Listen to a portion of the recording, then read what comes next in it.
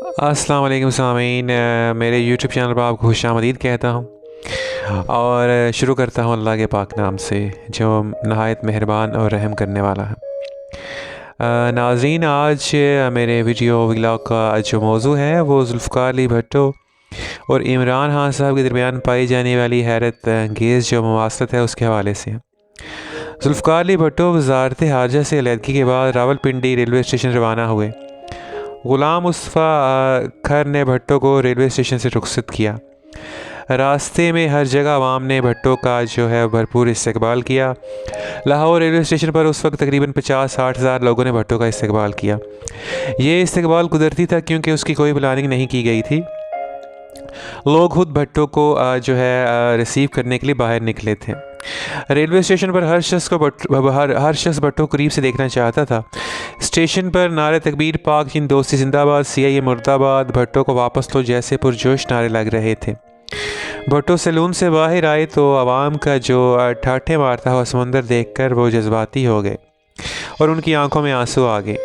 भुट्टो ने जिस रुमाल से आंसू साफ किए वो 10,000 रुपये में खरीदा गया। आवाम ने भुट्टो की खुशबू की खूब पजीराई की। यहाँ से भुट्टो की मकबूलियत का आगाज़ हुआ। भुट्टो मुख्तलिफ जगहों पर इज्तिमात से खिताब करते रहे। भुट्टो जहाँ जाते अवाम का समंदर भुट्टो को सुनने के लिए पहले से मौजूद होता। भुट्टो ने जब नासिर बाग लाहौर में पहले जलसा आम से खिताब किया, हुकूमत ने जलसा रोकने के लिए ग्राउंड में पानी छोड़ दिया। भुट्टो ने तकरीर का आगाज़ किया तो बिजली के झटके लगने से लोग स्टेज नीचे पानी में गिर गए। जलसा गाह में भगदड़ मच गई। शामियाना भुट्टो के ऊपर गिर गया। कन्वेंशन लीग के कारकुनों ने स्टेज पर हमला कर दिया लेकिन भुट्टो स्टेज पर डटे रहे। भुट्टो को बड़ी मुश्किल से उतारा और रिक्शा ड्राइवर रोशन अली भुट्टो को लेकर होटल चले गए। भुट्टो की मकबूलियत बढ़ती गई और भुट्टो मुल्क का सरबराह बन गए।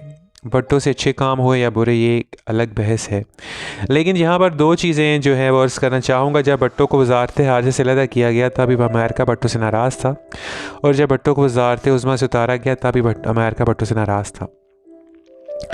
भुट्टो ने जब 1970 में आम इंतखाबात कराने का ऐलान किया तो फ़ौरन ही PNA के नाम से 9 सियासी जमातों का इत्तेहाद बन गया। वो तमाम मजहबी जमातें जिन्होंने एक दूसरे के खिलाफ कुफ्र के फतवे दे रखे थे, एक दूसरे के पीछे नमाज नहीं पढ़ते थे, वो सब भुट्टो के खिलाफ इत्तेहाद कायम कर चुके थे और जो लगता था कि जैसे कोई खुफियात उनकी पुष्टनाही कर रहा है। भुट्टो को साजिश का बताया गया और इंतबाह किया कि इनके पास सिर्फ 3 मुतबादिल हैं। नंबर 1 न्यूक्लियर जो प्रोसेसिंग प्लांट को भूल जाएं, इंतखाबात मुलतवी कर दें, और तीसरा ऑप्शन था कि इंतहाई संगीन नताइज का मुकाबला करने के लिए तैयार रहें।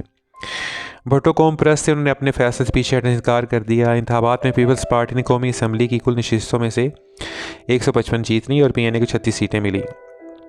PNA ने इंतखाबात मानने से इनकार कर दिया।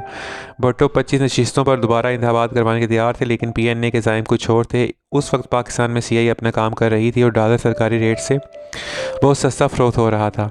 भुट्टो ने पार्लियामेंट के इजलास में कहा कि ये हाथी मुझसे नाराज़ है, लेकिन इनका वास्ता जो है बंदा सहरा से आन पड़ा है। हमने एटमी प्लांट पर कौमी मफाद के मुताबिक मौक़िफ़ इख्तियार किया है। पाकिस्तान में गैर मुल्की करेंसी पानी की तरफ आई जा रही है। कराची में डॉलर 6 रुपये का हो गया है। इस तकरीर के बाद भुट्टो को अमरीकी हथ मिला और वो हथ लेकर राजा बाज़ार रावलपिंडी चले गए और हथ अवाम के सामने लहरा दिया। दूसरी तरफ पहले PNA ने धांधली का इल्ज़ाम लगाया, बाद में निज़ाम मुस्तफ़ा की तहरीक शुरू कर ली। इस तहरीक के दौरान 241 अफराद हलाक हुए, 1600 गाड़ियों को जलाया गया, 58 बैंक्स और 47 दुकानें तबाह हुई। फ़ौज को तलब किया गया लेकिन फ़ौज ने दहशत गर्दी का इर्तिकाब करने वालों पर गोली चलाने से इनकार कर दिया। ये सिलसिला चलता रहा और आखिरकार भुट्टो को मार्शल के जरिए हटा दिया गया। जब भुट्टो को हटाया गया तो आलमी मंजरनामा ये था कि अरब इसराइल जंग में अपना वक़ार खो चुका था। अरब के फरमान बादशाह फैसल कत्ल हो चुके थे। अलजायर के बिन बेला और मिस्र के जमाल अब्दुल नासिर इक़्तिदार से अलहदा हो चुके थे और इस्लामी उम्मा ज़वाल का शिकार थी। इससे पहले जब भुट्टो वज़ीर ख़ारजा थे तब 1965 की जंग हुई और उस जंग में इंडोनेशिया, ईरान, अलजायर, तुर्की, सऊदी अरब और दीगर कई ममालिक ने पाकिस्तान की मदद की थी। पाकिस्तान आलमी इस्लाम के मरकज़ के तौर पर उभर रहा था। कादियानियों को काफिर करार दिया जा चुका था और आलमी सरबराही कॉन्फ्रेंस पाकिस्तान में मुनक़्क़द करके कुफ्र को ललकारा जा रहा था और ये अमेरिका को किसी सूरत गवारा न था। रूस अफ़गानिस्तान में दाखिल होने की तैयारी कर रहा था और ऐन उस वक्त अमेरिका को पाकिस्तान में ऐसी क़यादत की ज़रूरत थी जो इसे इनकार करने की जुर्रत न कर सके। ये एक लंबी साजिश थी और भुट्टो को फ़ौजी इनकलाब के ज़रिए हटाना इस साजिश की अहम कड़ी थी। तो मेरे नाज़रीन, आज के मौजूदा हालात देख लें। इमरान खान ने अमरीकी तसल्लुत से निकलने की कोशिश की, फ़ौजी अड्डे देने से इनकार किया, आलमी सरबराही कॉन्फ्रेंस पाकिस्तान में मुनक़्क़द करवाई, रूस और चीन के साथ तल्लुकात बेहतर करने की कोशिश की।